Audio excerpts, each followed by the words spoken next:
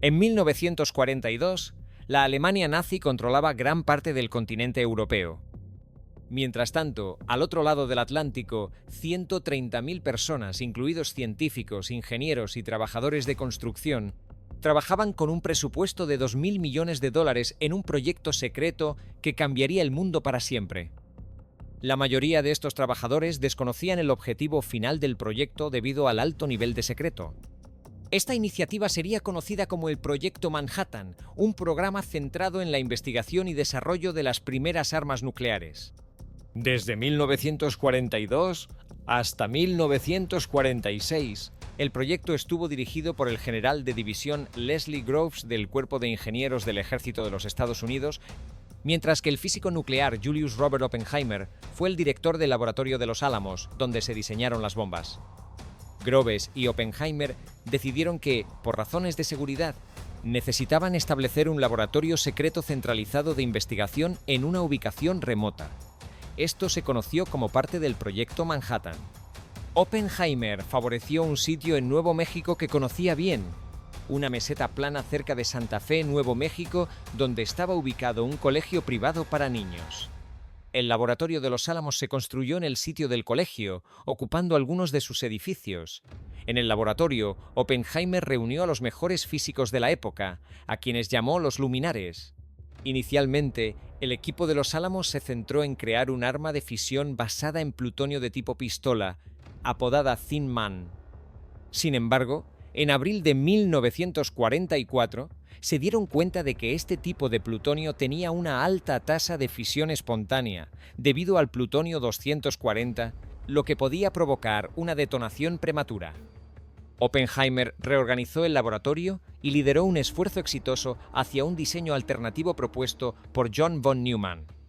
Un arma nuclear de tipo implosión llamada Fat Man y un diseño de tipo pistola usando uranio 235, conocido como Little Boy. Aunque el sentido de logro para Oppenheimer y sus luminares fue significativo debido al éxito de su trabajo, siempre existía la incertidumbre sobre quién podría estar observando. Las preocupaciones sobre si el complejo diseño de Fat Man funcionaría llevaron a la decisión de realizar la primera prueba nuclear. Antes de esta prueba, algunos científicos temían que una explosión nuclear pudiera desencadenar una reacción que encendiera la atmósfera, basándose en la posibilidad teórica de que una explosión nuclear generara temperaturas lo suficientemente altas como para causar una reacción de fusión en los átomos de nitrógeno de la atmósfera, lo que podría llevar a una reacción en cadena catastrófica. Sin embargo, tras cálculos detallados y discusiones, concluyeron que tal resultado era extremadamente improbable y continuaron con la prueba. El nombre en clave Trinity fue asignado por el propio Oppenheimer. Junto con unas 42 personas, estuvo presente el fin de semana de la prueba. Se les dijo que se acostaran boca abajo en el suelo y usaran gafas negras para proteger sus ojos del intenso destello de la explosión. El 16 de julio de 1945, a las 5:29 am, el ejército de los Estados Unidos realizó la primera detonación de un arma nuclear. La prueba fue de una bomba de plutonio de diseño por implosión, apodada The Gadget. Al observar la explosión, Oppenheimer recordó una línea del Bhagavad Gita: «Ahora me he convertido en la muerte, el destructor de mundos». Al otro lado del mundo, el presidente estadounidense Harry Truman estaba en la conferencia de Potsdam, en la zona de ocupación soviética de Alemania, cuando recibió la noticia a través de un mensaje codificado del secretario de guerra Henry Stimson, informando que la prueba había sido exitosa más allá de las expectativas. Esta información crucial influyó significativamente en las discusiones de la conferencia, especialmente en cómo Truman manejó las negociaciones diplomáticas con la Unión Soviética sobre el fin de la guerra y la configuración del mundo de posguerra. Cuando Truman informó a Stalin sobre la bomba atómica, dijo que Estados Unidos tenía un arma nueva de fuerza destructiva inusual. Sin embargo, Stalin ya estaba plenamente informado del desarrollo de la bomba atómica a través de redes de espionaje soviético dentro del Proyecto Manhattan, y le dijo a Truman en la conferencia que esperaba que hiciera buen uso de ella contra los japoneses. El 26 de julio de 1945, Estados Unidos, Gran Bretaña y China emitieron la Declaración de Potsdam, que delineaba los términos de rendición de Japón. En la Declaración de Potsdam incluían un ultimátum firme. no nos desviaremos de ellos, no hay alternativas, no toleraremos ningún retraso. La declaración exigía la eliminación de la influencia militar en el gobierno, limitaba la soberanía japonesa a las islas principales y pedía el desarme completo, enfatizando las reformas democráticas y los derechos humanos. También detallaba los términos para la rehabilitación económica y el camino hacia un autogobierno orientado a la paz bajo la ocupación aliada hasta que se cumplieran estos objetivos. La rendición incondicional se mencionaba al final de la declaración. Hacemos un llamado al gobierno de Japón para que proclame ahora la rendición incondicional de todas las fuerzas armadas japonesas y proporcione garantías adecuadas y suficientes de su buena fe en dicha acción. La alternativa para Japón es la destrucción inmediata y total. Los bombarderos estadounidenses lanzaron más de 3 millones de panfletos describiendo la declaración sobre Japón, a pesar de que recoger propaganda enemiga y escuchar transmisiones de radio extranjeras era ilegal en Japón. Los términos de la declaración provocaron un intenso debate dentro del gobierno japonés. Tras recibir la declaración, el ministro de Relaciones Exteriores, Togo, convocó rápidamente una reunión con el primer ministro Suzuki y el secretario del gabinete, Sakomizu. Este último señaló que había consenso sobre la necesidad de aceptar la declaración. Sin embargo, aunque inclinado a aceptarla, Togo consideró que los términos eran vagos en cuanto a la estructura futura del gobierno japonés, los procesos de desarme y el destino de los criminales de guerra acusados. También esperaba que la Unión Soviética pudiera mediar en las negociaciones con los aliados occidentales para aclarar y posiblemente revisar los términos, pero este intento finalmente fracasó de manera dramática. Poco después, Togo se reunió con el emperador Hirohito y le aconsejó considerar cuidadosamente la declaración, sugiriendo retrasar una respuesta hasta recibir noticias de los soviéticos sobre la mediación. Según un funcionario del Ministerio de Relaciones Exteriores, Hirohito expresó inmediatamente que encontraba la declaración aceptable en principio. Mientras tanto, el Consejo Supremo para la Dirección de la Guerra se reunió el mismo día para discutir la declaración. El ministro de Guerra Anami, el general Umezu y el almirante Toyoda se opusieron a aceptarla, argumentando que los términos eran demasiado deshonrosos y aconsejaron rechazarla abiertamente. Por otro lado, Suzuki, Togo y el almirante Yonai estaban inclinados a aceptarla, pero coincidieron en que era necesario aclarar el estatus del emperador. Finalmente, el Consejo aceptó la propuesta de Togo de retrasar la respuesta hasta recibir una respuesta de los soviéticos. Suzuki declaró que la política japonesa hacia la declaración era de mokusatsu, ignorarla con silencio, lo que Estados Unidos interpretó como un rechazo. Esta percepción llevó a la Casa Blanca a tomar la decisión de cumplir con la amenaza de destrucción. En la operación Meeting House, Tokio ya había sido extensamente dañado por bombardeos incendiarios, lo que redujo su valor como objetivo para demostrar el poder de la bomba atómica. Además, Tokio era la sede del emperador y de altos oficiales militares, cuya preservación era crucial para las negociaciones y facilitar una rendición. Inicialmente considerada como objetivo, Kioto fue retirado de la lista debido a su importancia cultural y reemplazado por Nagasaki. Los objetivos elegidos para las bombas atómicas fueron Hiroshima, Kokura, Niigata y Nagasaki, seleccionados por ser grandes áreas urbanas con instalaciones militares significativas. Hiroshima, en particular, era una base logística y de suministros clave para el ejército japonés, además de un centro de comunicaciones vital y un puerto importante. También albergaba una industria de guerra considerable, produciendo piezas para aviones, barcos y bombas. El 6 de agosto de 1945, el bombardero B-29 Enola Gay, nombrado así por la madre del coronel Paul Tibbets y pilotado por él mismo, despegó de la base de Tinian rumbo a Japón. El Enola Gay formaba parte de un trío que incluía otros dos B-29, The Great Artiste, comandado por el mayor Charles Sweeney y encargado de transportar instrumentación, y una aeronave sin nombre en ese momento, más tarde llamada Necessary Evil, asignada a tareas fotográficas. A las 5:55 am, el Enola Gay se reunió con los otros aviones y puso rumbo a Japón. Durante el vuelo, el comandante de la misión, Parsons, temiendo una explosión nuclear en caso de un accidente durante el despegue, armó la bomba en el aire para minimizar riesgos. Su asistente, el teniente segundo Morris Jepson, retiró los dispositivos de seguridad 30 minutos antes de llegar al área objetivo. A las 8:09 am, con cielos despejados, el Enola Gay llegó a Hiroshima. Tibbets inició el ataque y entregó el control al bombardero, el mayor Thomas a las 8:15 am, el 6 de agosto de 1945, Little Boy, una bomba que contenía aproximadamente 64 kilogramos de uranio 235, fue lanzada desde el avión Enola Gay. Tardó 44,4 segundos en caer desde una altitud de 9,4 kilómetros hasta detonar aproximadamente a 580 metros sobre la ciudad. En el momento de la detonación, la temperatura dentro de la bola de fuego alcanzó más de 1 millón de grados, similar a las temperaturas en el núcleo del Sol. Esta intensa temperatura, generada por la reacción de fisión nuclear dentro de la bomba, hizo que la bola de fuego se expandiera rápidamente, alcanzando un diámetro de 280 metros en solo un segundo. Los rayos térmicos emitidos elevaron las temperaturas del suelo cerca del hipocentro a unos 4000 grados, mucho más allá del punto de fusión de la mayoría de los materiales, lo que provocó incendios devastadores y contribuyó a la destrucción generalizada.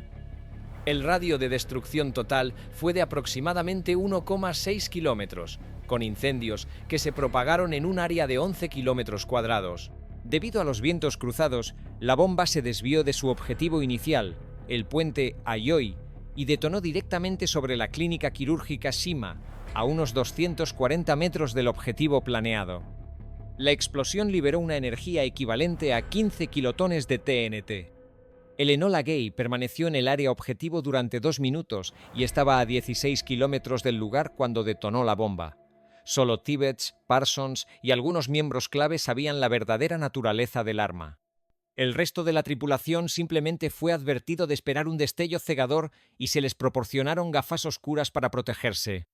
Tibbets más tarde describió la escena diciendo: «Era difícil creer lo que veíamos», mientras que Parsons señaló que el evento fue tremendo y sobrecogedor.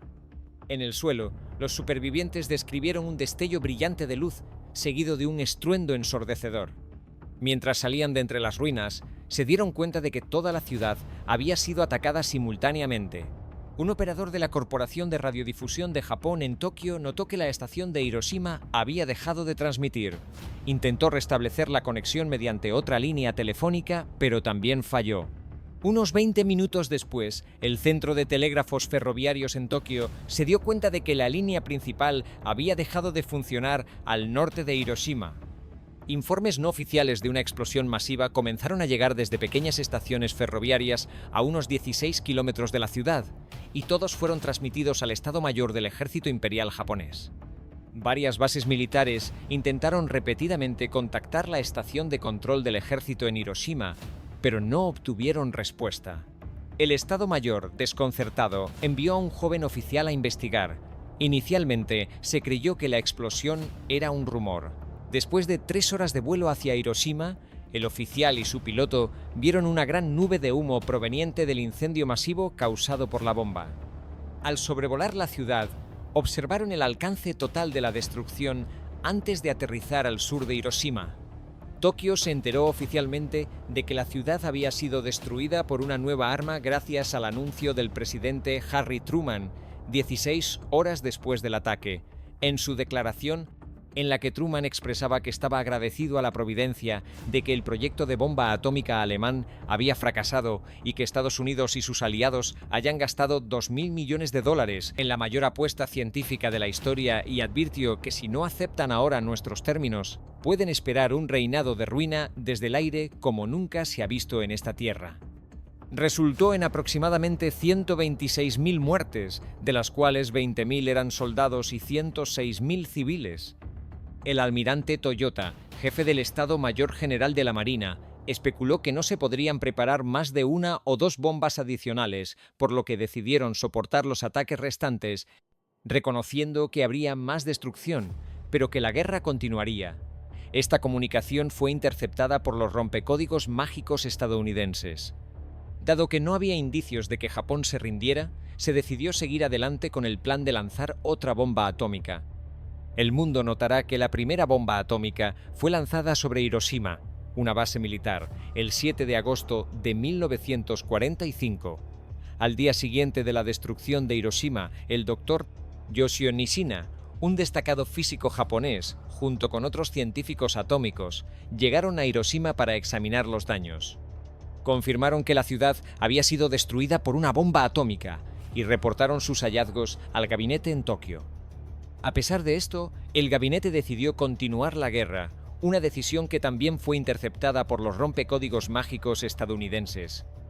Mientras tanto, el presidente Truman regresó de la conferencia de Potsdam y habló sobre el bombardeo atómico de Hiroshima, describiéndolo como un ataque a una base militar. Más tarde declaró: "Continuaremos usándola hasta destruir completamente la capacidad de Japón para hacer la guerra".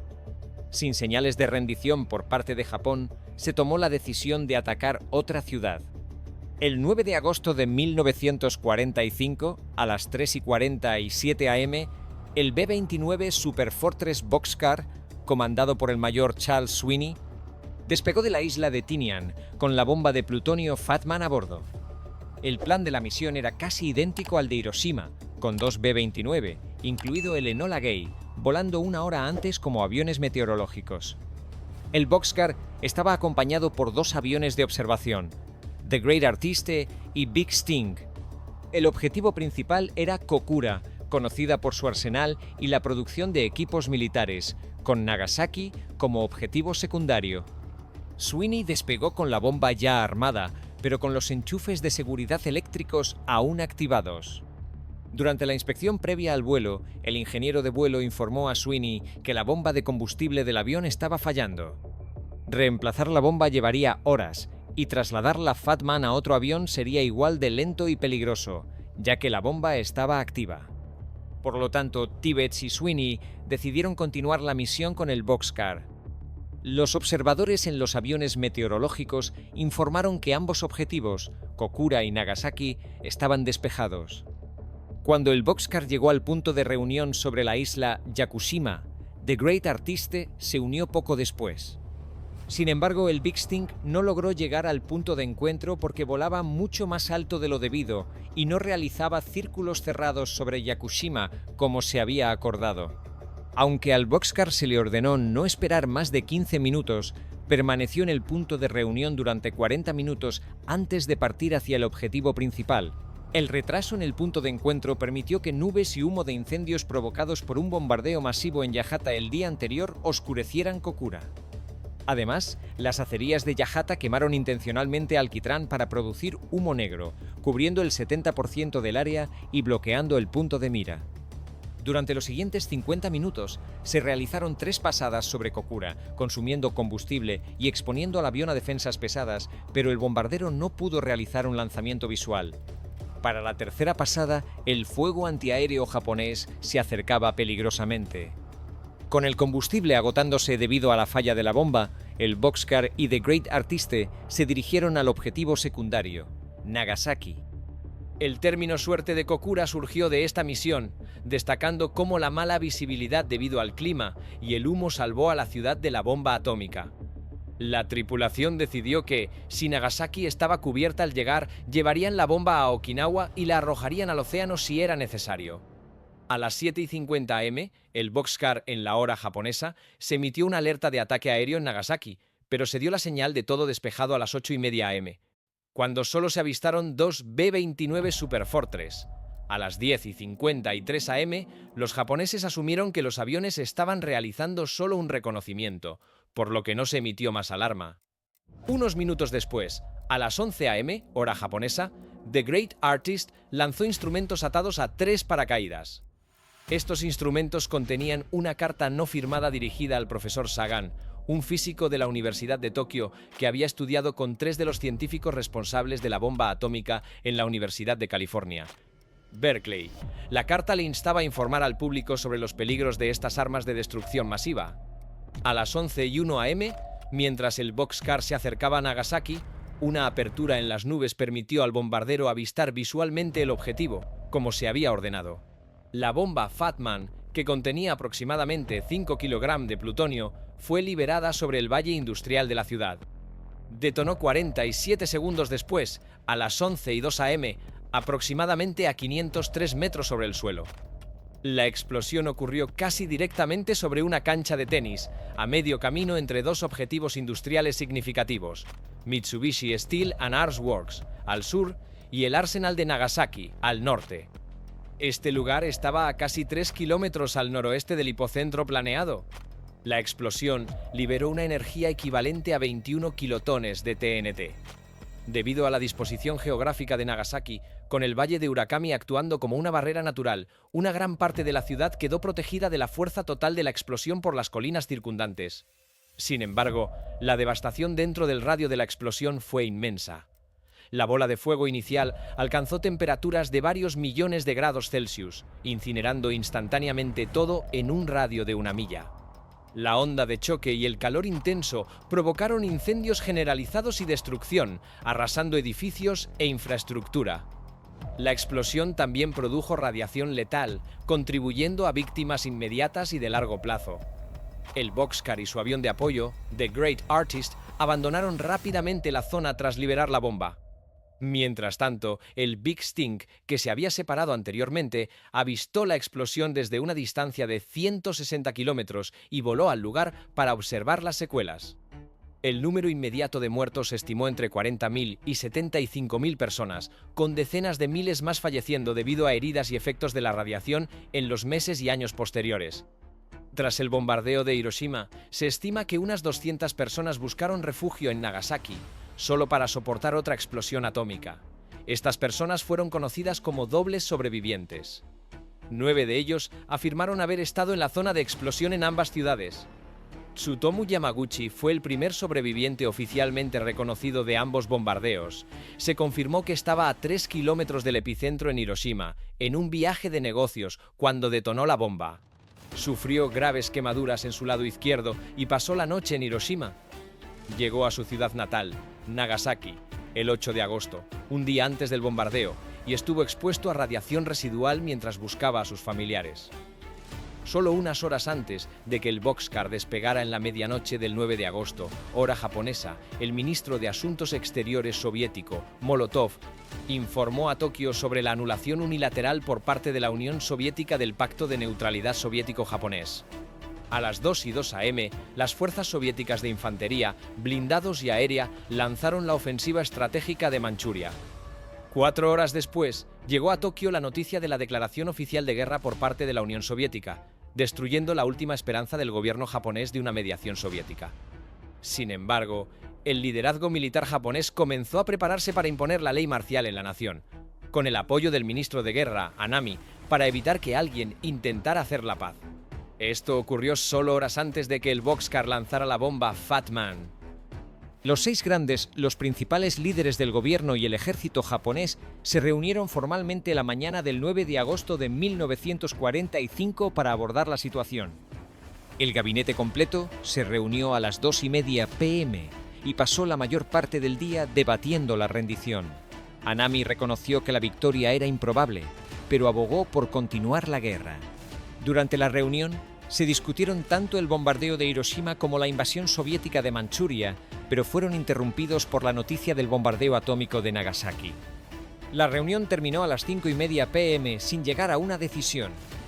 Dentro de los 6 grandes, 3 estaban a favor de aceptar la declaración de Potsdam: el primer ministro Suzuki, el ministro de Relaciones Exteriores Togo y el almirante Yonai. Los otros 3, el ministro de Guerra Anami, el general Umezu y el almirante Toyota, insistían en condiciones como evitar la ocupación de Japón y realizar sus propios juicios de crímenes de guerra. Ante el estancamiento, el primer ministro Suzuki acudió al Palacio Imperial para buscar la intervención del emperador Hirohito.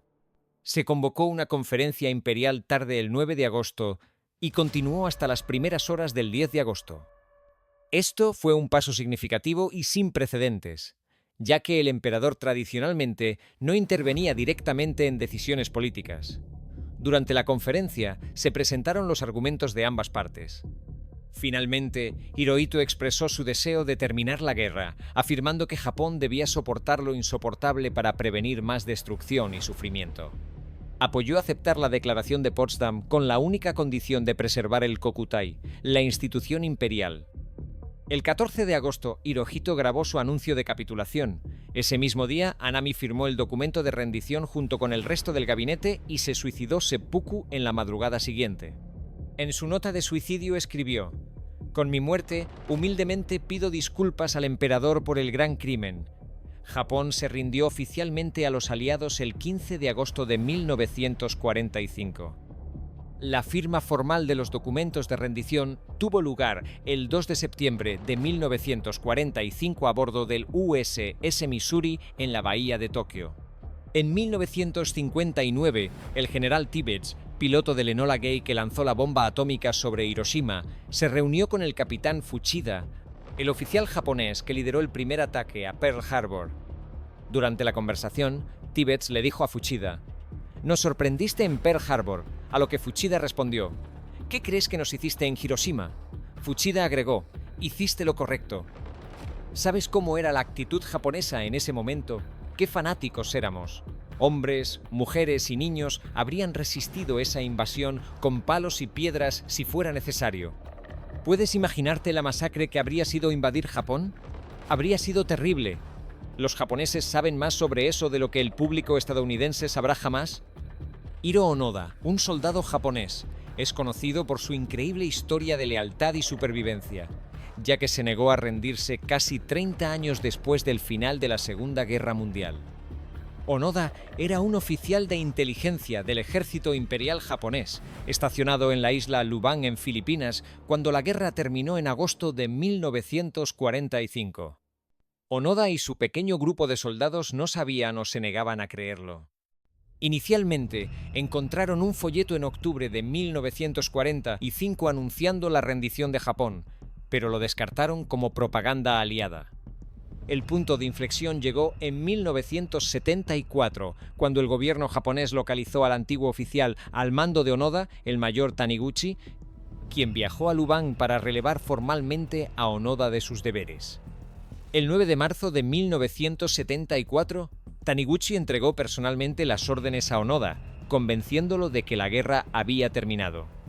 Muchos argumentan que la Segunda Guerra Mundial aún no ha terminado porque Japón y la Unión Soviética, ahora Rusia, no han firmado un tratado de paz formal debido al desacuerdo sobre la soberanía de las Islas Kuriles, un conflicto no resuelto que mantiene una sombra del pasado sobre el presente.